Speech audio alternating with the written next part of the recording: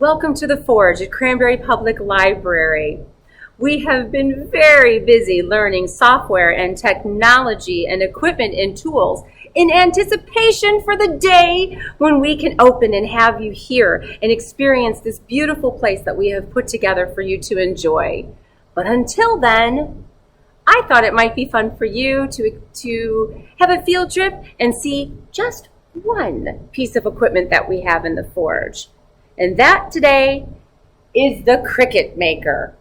If you're not familiar with what a Cricut is, it's a fantastic cutting machine that can cut anything from paper to vinyl. We are enjoying learning about this machine, and I just kind of want to show you what this machine can do. Okay, so head on over to Cricut Design Space. If you do not have a Cricut machine, you can still have visibility to the software. Just go to design.cricut.com and select Download. I have it on my desktop, so let me switch to that location. Okay, so this is my home page in Cricut Design Space. You can see that all of my projects that I've made are right here at the top. But if I wanted to make something new, I could select a new project and you could start designing here. But for today, we're going to go back to home and I'm going to get a project that I've already done, which are the succulents. So I'm going to pull that up. Cricut gives you a choice of either customizing or making it. Customize would be if I want to make any changes to my original design, whether that be size or text. You can select that. But for today, we're going to make it the way that I originally designed it. Here's where the magic happens. Cricut throws this right until the work surface here. This is the size mat. This is a 12 by 12 mat. It's all set, ready to go. It places it right there. I welded the design together, which means all of my little my plant pieces are grouped together. They're locked together, welded together. But I can move this within this 12 by 12 field. Cricut can accommodate a 12 by 12 piece of paper, but it only can cut an 11.5 by 11.5. I do have the option to move this within this area, just in case, say, my paper had a crinched in the corner or a rip or something. I could move this within the area. All right, so over here on the left, project copies, we're only going to make one of these. Cricut knows it's supposed to cut this, although it might say draw if I chose to customize and change it. The material size, there are choices. We're using a 12 by 12 mat, so that is what is set there. Mirror, I'm leaving it off because I'm not going to flip my design. There's no reason. I don't have any graphics or anything to that nature. We just are using cardstock, same color both sides. No need to mirror. All right, if I made a mistake, I could hit cancel and it would go back to that design space. But this looks great to me. I like it. We're going to hit continue. So this is when it's all going to happen. We're almost there. We have 3 steps. First is set base material. Cricut has a whole gamut of materials with which to choose from, but I have some frequently used materials saved. This happens to be medium cardstock. I'm going to select that. Automatically it says to me your pressure. Pressure refers to how hard I want my blade to cut. More would be if I have a dull blade or my material's thicker, I can select that. Default, I'm going to let Cricut do what it knows to do with a regular blade. Less would be if maybe it's a brand new blade and I want it to be gentle. I'm leaving it at default for this project. So we're going to leave it there. Step 2 is load the tools and material. So Clamp A says there's no tools required. If I was drawing, Cricut would tell me to insert a pen. Load the fine point blade. That's already done. It's already in Clamp B. And this little arrow is on the machine telling me to go ahead and load the mat. So let's flip over to the machine cutting at this point. Okay, so let's get started. We're going to turn on our Cricut Maker. Just gently open up the lid, and the bottom component piece just gently falls down. Cute little on switch there, and you're set ready to go to turn the machine on. This machine can virtually do 2 things. It can either cut or score, or it can write. Today we're going to show you how to make a paper succulent, and that only requires cutting.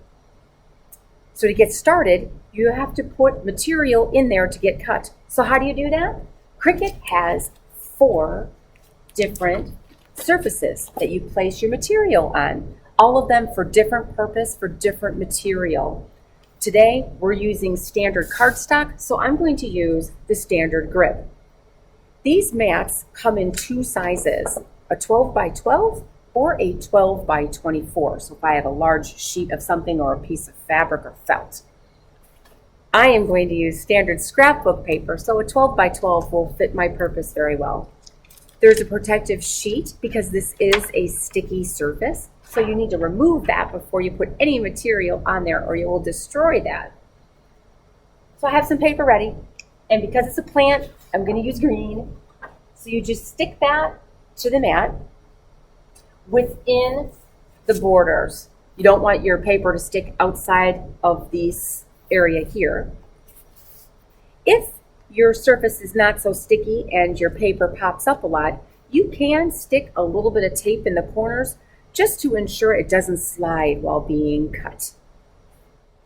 All right, so let's insert our mat into Cricut. You do so by sliding it underneath these 2 little plastic pieces. There's a little groove on each side, and you push that up to this metal bar. There is a blinking arrow. If you press that, Cricut will feed the mat into the machine. When it registers that, there's a blinking little Cricut symbol. Go ahead and press that.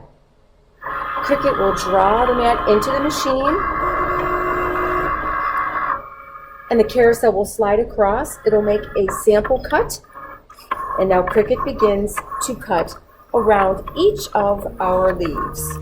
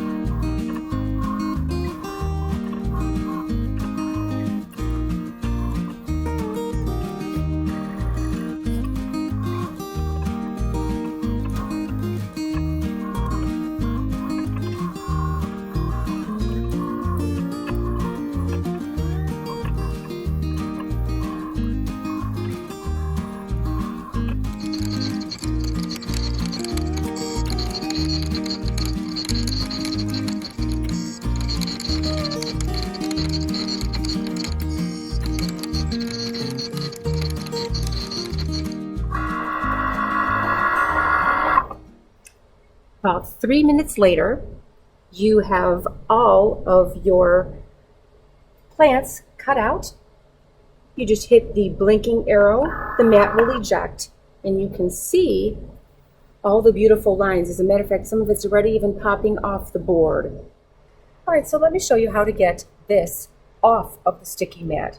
You do so by turning the mat upside down, and you pull the mat away from the material, gently pulling it back. That way you do not bend any of the paper. Stickier mats is a little more problematic as the mat gets a little bit older. The pieces pop off a little bit easier. So I'm left with this. Pieces kind of just fall right out of there. Don't get rid of this though. You might be able to use it for another craft. But one stuck on the mat, same thing. Turn the mat upside down, pull the material back, and you are set with all of your little pieces. Pretty great, right? Okay, so Cricut just cut 12 plant pieces. Let me show you how to put this together. Okay, so you have all 12 pieces in front of you. Make certain that you leave them in size order groups. So I have 2 smallest going all the way to the 2 biggest in the straight row. Because I kind of think these might need a little dimension, they look flat just being paper, I'm going to use some chalk. Although you can use ink or whatever that you have to be able to add just a little bit of relief to the paper. So I'm just going to scribble some on. And if I don't like the consistency, I've got a cotton ball that I'll be able to take some of the color off if I choose to.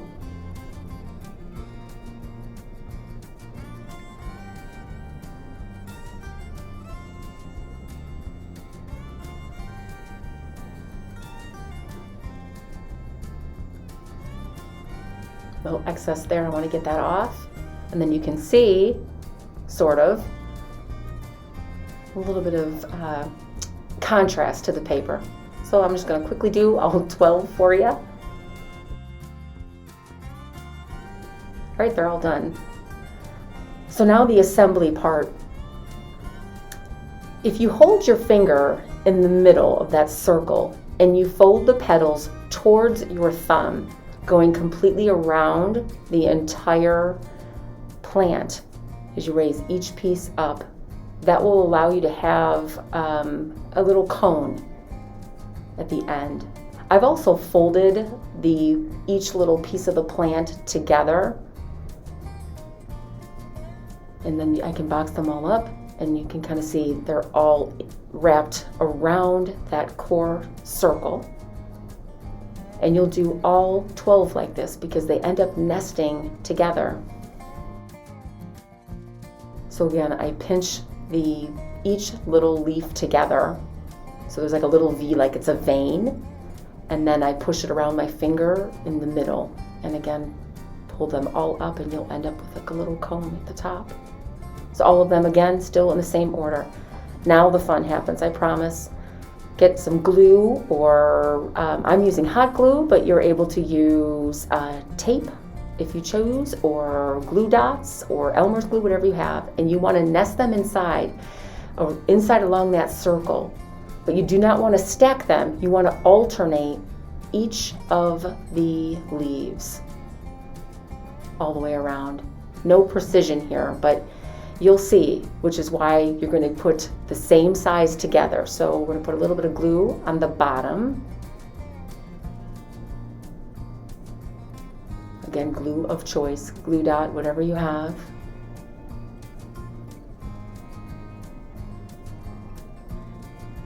And then place the other one inside, alternating the leaves so you can see that there's no space all the way around.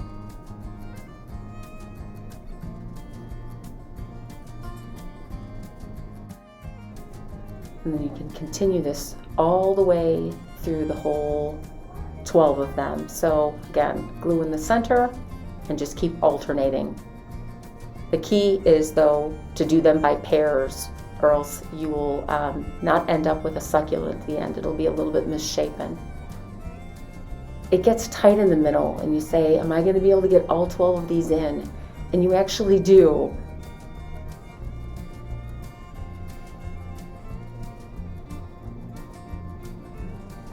And I push it in the middle with a pencil just to stick it in, and there you go. It's all nested inside of itself.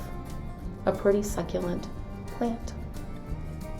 You can kind of see the folds along each of the leaves. Personal preference, you don't have to do it. You don't have to add chalk or whatever, but I think that it adds a little bit of dimension. Aren't these pretty? Question is, what are you going to do with yours? You could wire them into a wreath. You could add them to a centerpiece. You can place them on top of glass jars like I did. You're the maker. Be totally creative. Enjoy it. Thanks so much for joining me on our field trip, our very first field trip in the Forge, the Cricut machine.